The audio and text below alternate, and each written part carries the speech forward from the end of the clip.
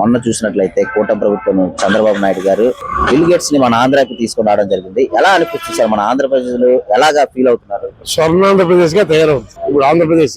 వరకు హైదరాబాద్ తీసుకొచ్చారు, హైదరాబాద్ బ్రహ్మాండంగా చూపించారు.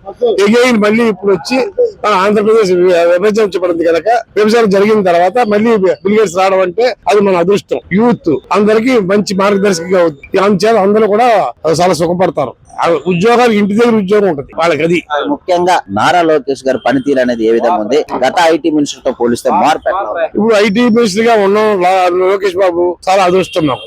ఎందుకంటే ఆయన ఎంత కష్టపడుతున్నాడు, వెళ్ళి వాళ్ళందరూ తీసుకొస్తాడు, కూర్చోబెడతాడు, అగ్రిమెంట్ చేపిస్తున్నాడు. అది కావాలి మనకి. అది మామూలుగా మేము చేస్తాం, చూస్తాం, చేద్దాం అనే కాదు, చేసి చూపిస్తున్నాడు. అది ఈ గవర్నమెంట్ లో గొప్పతనం. సరే, ఇప్పుడు మొన్న అసెంబ్లీ సమావేశాలు చూసినట్లయితే 11 నిమిషాలుండి 11 ఎమ్మెల్యేలతోనే జగన్మోహన్ రెడ్డి అసలు ప్రజల సమస్యలు మాట్లాడకుండా వెళ్ళిపోవడం అది ఎంతవరకు కరెక్ట్ అంటారు? అది తప్పండి, చాలా తప్పది. ఏంటి ఉద్యోగం చేయకుండా జీతం కావాలి, అది తప్పది. అలాంటి దాన్ని ప్రోత్సహిస్తాం.